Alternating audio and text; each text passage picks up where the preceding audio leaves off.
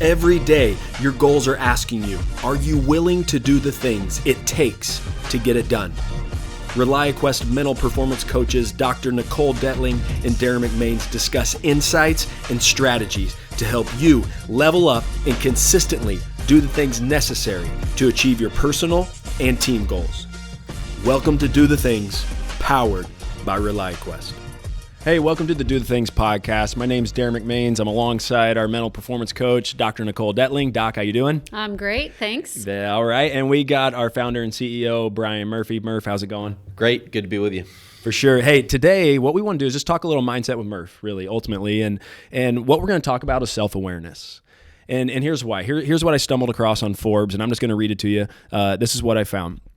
It was a 2010 study by Green Peak Partners and Cornell's School of Industrial and Labor Relations. And what they did was they researched 72 executives at both public and private companies with revenues from anywhere from $50 million all the way up to $5 billion. And what they were looking for is that they were looking for ultimately some interpersonal traits that would predict success. And here's what they found that I think is really fascinating. A high self-awareness score was the strongest predictor of success. And before we unpack that, Murph, I'm going to start with you. You say this all the time. Knowing who you are is a true secret weapon. And so I know that you've had a lot of experience around this. You understand the importance of it. So let's just wrap about self-awareness and how it impacts performance in the world of business. Yeah. So, hey, we talk about this a lot, especially around here. Accountability is so vital. It's one of our, 4 core values of everything that I've always believed in. And then building ReliaQuest accountability is one of our core pillars here. And you can't be accountable without self-awareness. You just can't, right? And I do believe that there's no perfect, but there is a better. So if you believe in better, it's pretty hard to get better if you can't be honest in the mirror around the things that you need to get better in, right? And then I think the last thing I'd say around self-awareness is it is truly a superpower if used correctly.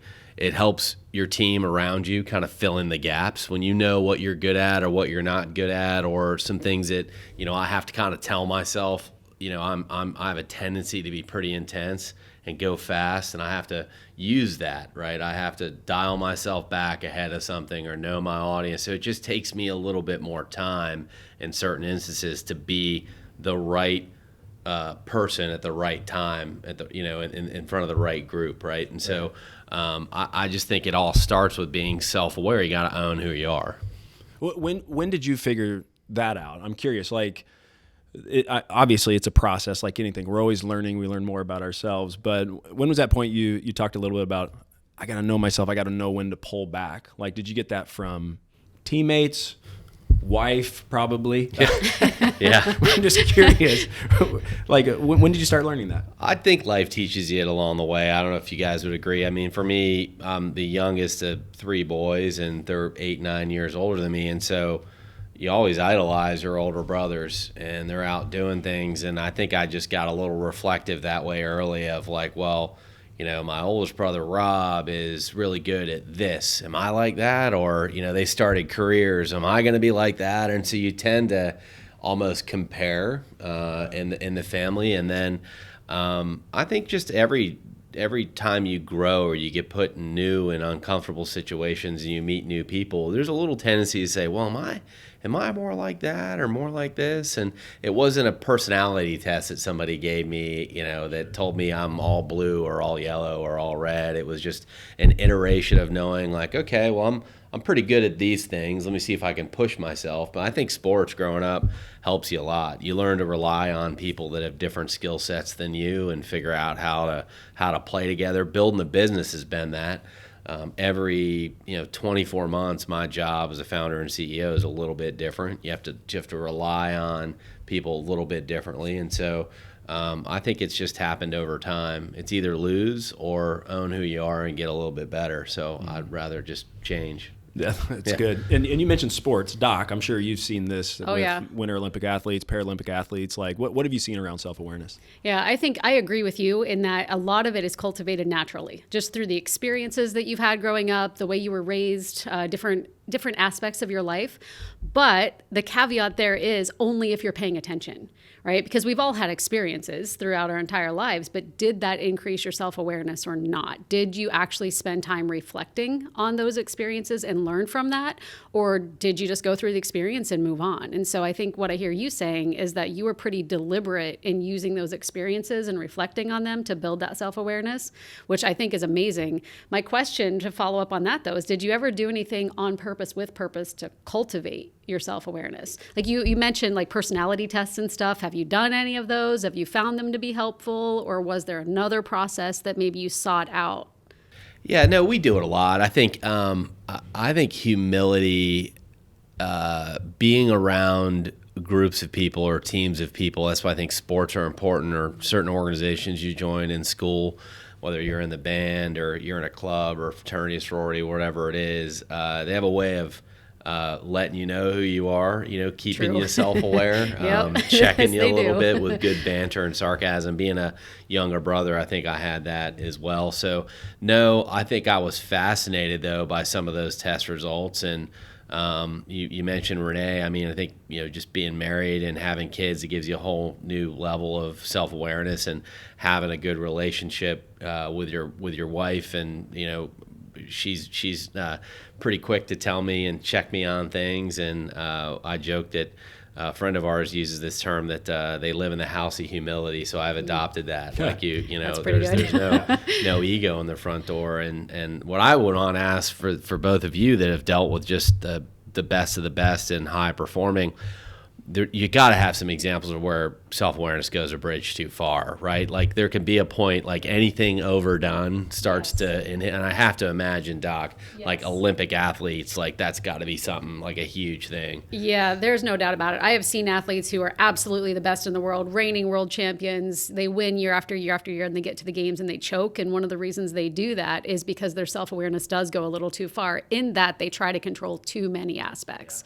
Rather than just allowing themselves to do what they've been trained to do, they try too hard to control too much, and they can't handle that pressure then. So I think that's where it can definitely backfire when it gets to some of those higher levels of performance, whatever the performance is. It doesn't even have to be sports, but sometimes you just perseverate and you ruminate and you get into the weeds way too much, and that getting into the weeds too much, you can pick apart anything, and you can keep picking and keep picking and keep picking until there's nothing left.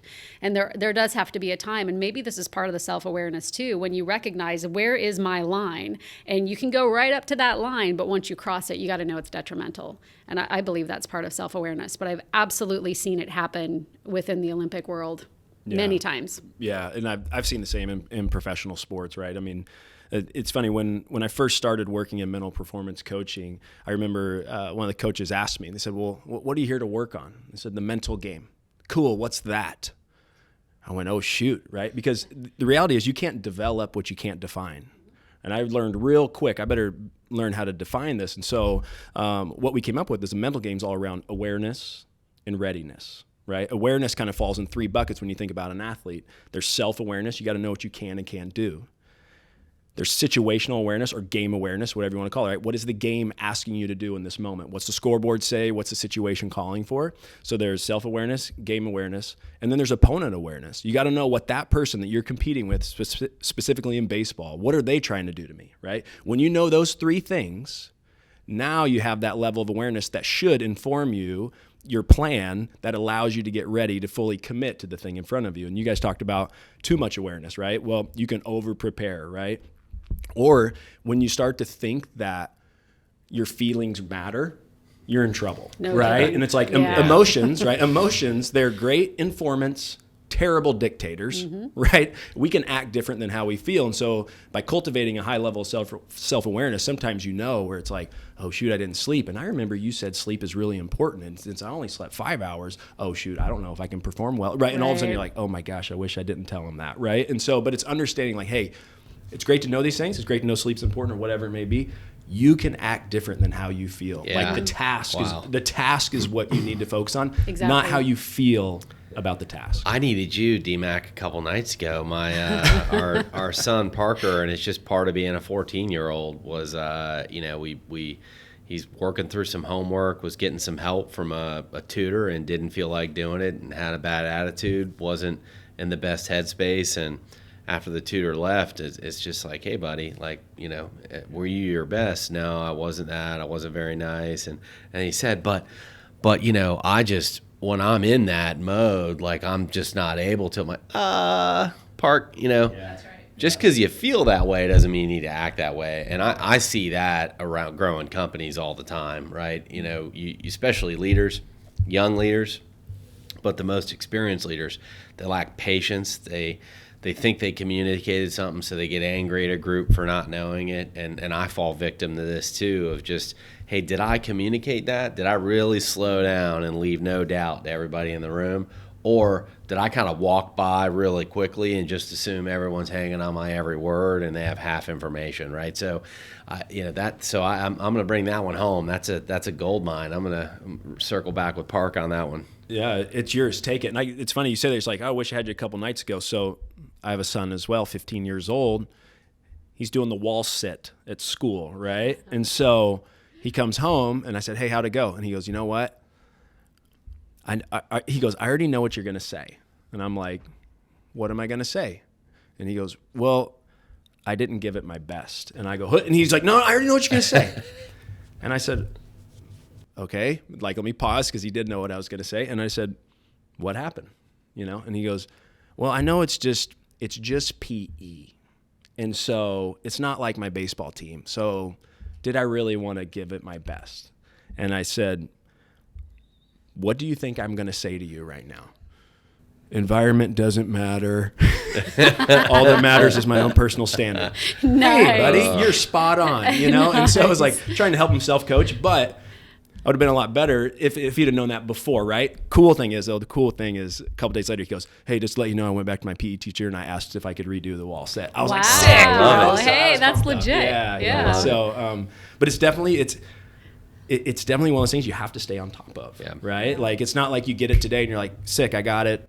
I'm highly self-aware for the rest of my life, right? It doesn't it doesn't work that way, because we're changing, environments change, right? People change, sometimes the role in the team changes. Things are changing all the time, and so it's just one of those things that we really do need to develop a reflective practice, and also have people around us that we can trust, right? The people that know us, right? That can speak some truth into our lives, and then having the humility to listen, right? And to really reflect and go, you know what, is that accurate? Does this person have my best intentions in mind? Because I think when we start to get those things, that's how we can continue to cultivate a high level of self-awareness, which we know is the highest predictor of success. Well, it's interesting, and I'll let you know how this works. I'm trying to use self-awareness in a way to drive my own change, so my own habit and routine. So I've always struggled. I love to work. I love what we do. I'm passionate about it. I love our people. I'm locked in. I kind of view building ReliaQuest as my life's work, right? And so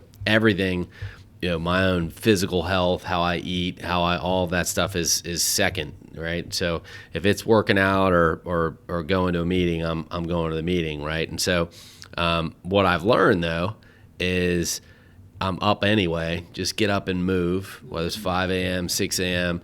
And so I'm starting to just own the fact that when I do, whether it's a 5-mile walk, 8-mile walk, or go lift weights, I want to capture like how I feel and write that down. What's the energy throughout the day, right? And so how do I take something I don't do or I struggle to do with great routine? Like I'm super locked in on all the things that I do to grow the company. But when you go to add something there, it's really tough, that change. So then how do I use the acknowledgement of, I got to look in the mirror and own, hey, I actually perform better when I get up and do that. And a lot of people are going to listen. It's like, hey, no kidding. Yeah, I get that. Like every book, everything I read, like logically I understand it. But then how do you trick or use that awareness of improvement to create the new habit? And so I'm in the middle of that struggle right now, that own personal grind. I'll let you know how it works out. So I'm 0-15 in 15 years of building ReliaQuest. I haven't built that habit, but we're looking for our first win here. Yeah, so, yeah, sounds 2023. Like sounds like you're due. That's exactly. That's it. That's it. Well, can't fail if you don't quit. So gonna keep going for it. So that's true. Well, you did one thing that I think is really important for all people that are trying to create new habits is you've attached it to your purpose, right? And you've attached it to that understanding like, hey, I can now draw a line between my purpose and the importance of me getting up and taking a walk, right? Which is what, for anyone that's struggling, trying to create a new habit that they know is good for them, it's finding a way to connect the dots to their overarching purpose, which you've done. Working on it. Time will tell. Well, or hey, as they I always say, believe maybe. too. Yeah, exactly. But I also believe all or something is better than all or nothing. So even if it's a 5-minute walk, a 10-minute walk, that's better than nothing. And a lot of the research is going to show too that it really does help clear your mind, so to speak, so that these problems that you're solving when you come back into ReliaQuest are going to be easier to solve because you've gone through that process of clearing your mind and what any kind of physical activity will do for you. So I love that you're doing it. I think it's awesome. Working on it. Yep. Well, I One started day at a time, it. dude. Gotta finish One day it. at a time. That's all you got to do. We're all works in progress, that's for sure. Hey, Murph, Doc, thanks for this conversation. It was really fascinating just to unpack self-awareness, how we see it, how we've seen it come across with other high performers, how we've seen it come across in our own lives, and just look forward to having more of these conversations with you all. Doc, Great. DMAC, world class. Appreciate it. Yep. You Got bet. it. Yeah, make it a great day.